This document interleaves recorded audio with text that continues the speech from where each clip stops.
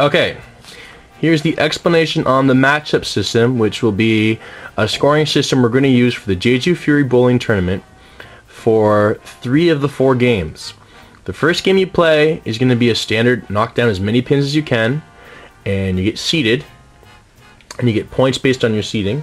But rounds 2, 3, and 4 will be a matchup. And here's how it works. You're going to have an opponent. In this case, I Can't Believe It's Not Gutter is going to play against No Effin' Strikes. Here are the 4 players on each team, and here are the 4 scores they got after 10 rounds. Or 10 frames, sorry. The first thing you have to know is it doesn't matter who bowls first, second, third, fourth, and it doesn't matter what you bowled in previous rounds. It only matters what your score is for this round. So in this case, Shelby has 184, which is the best from I Can't Believe It's Not Gutter. That means she matches up against the best from No Effin' Strikes. And in this case, is Brandon's 170. So best versus best. They match up. Even if Brandon wasn't the best in previous rounds, it doesn't matter. He's got the best score here, so he matches up against the best score here. 184 beats 170, so Shelby gets 2 points for her team. People who do the fantasy leagues will recognize this system. It's almost the same. Next up, second versus second. Matt Pohl got second in this case, and Liz Church got second for her team, so they match up. Well, Liz beats out Matt in this case, so she earns 2 points for her team. Who's next? We got Albie and Afton, both with 92. That's a tie. Tie's 1 point. 1 point for each team.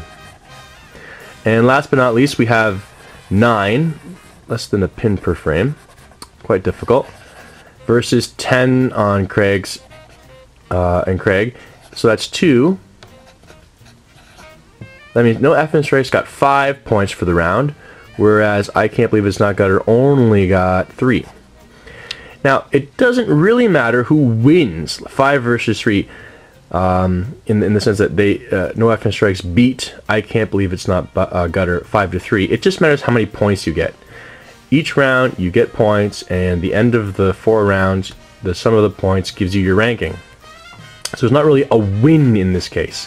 You get wins here and ties, and that's where it counts. What's nice about this system is everybody can contribute quite a bit. In this case, your weakest bowler, Craig, he still gave you 2 of your 5 points. That's quite a bit, especially since your top bowler, in this case Brandon, didn't get any. So everyone on your team is going to matter. Everyone on your team can pull their weight. Now you might be thinking there's a strategy here. Well, if I calculate it right and I don't do quite as good as I should, I might be able to knock off a weaker player. All right, let's test that out a little bit.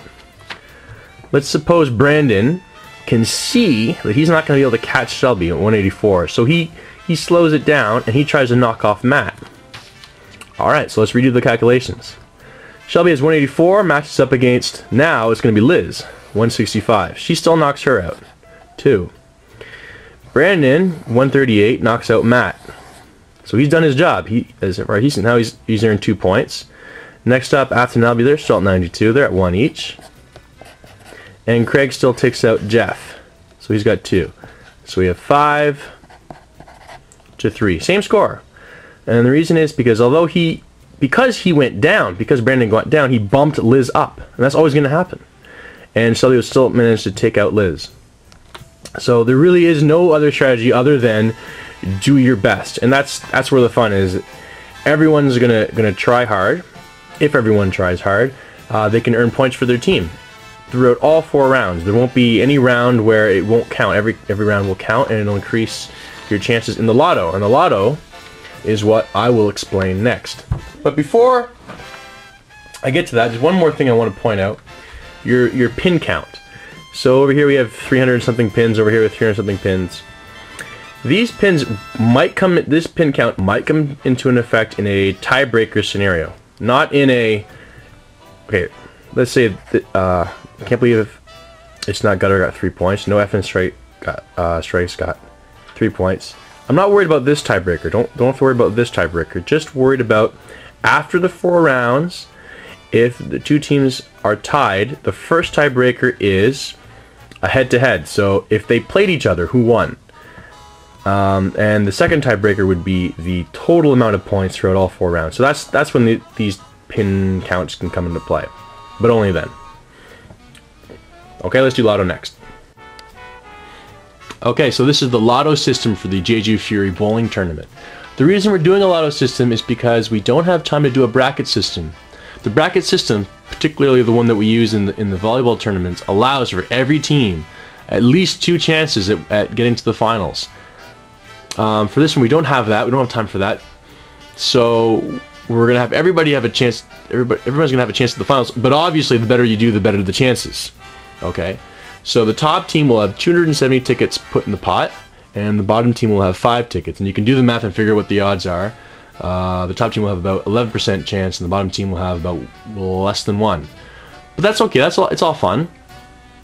And the way we're going to do it is you get points based on in the first round will be based on how many pins you knock down. So the more pins you knock down, the more points you get.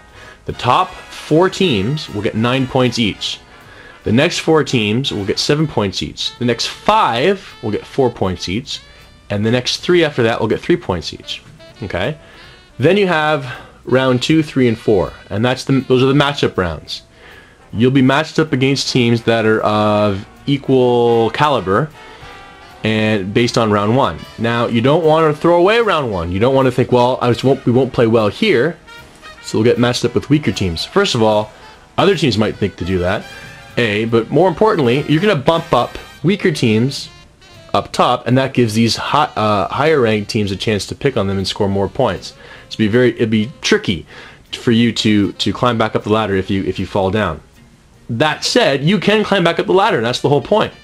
Even if you're at the bottom, you have a couple good rounds, even one good round, and you can climb up quite a bit. And there's a point to that because, let's say you're at 30, like Gutterly Ridiculous would have been after round 3.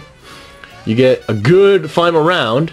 You jumped up to 10th spot. You got 110 tickets. You more than tripled your chances at winning a prize in the final draw. Another thing you want to notice is you can get a maximum of 9 points here, 8, 8, 8 here. So that means, what's that? That's 24 plus 9, 33. You have 33 points as a max, minimum of 3 points between 18 teams. That means there's quite a bit of parity in the middle. So every point will make quite a big difference in every round, in every game, every frame. So even if you're in the bottom by the last frame, any amount of points could jump you a few spots, and when you take a close look at this, a few spots is quite a few tickets and really increases your chances.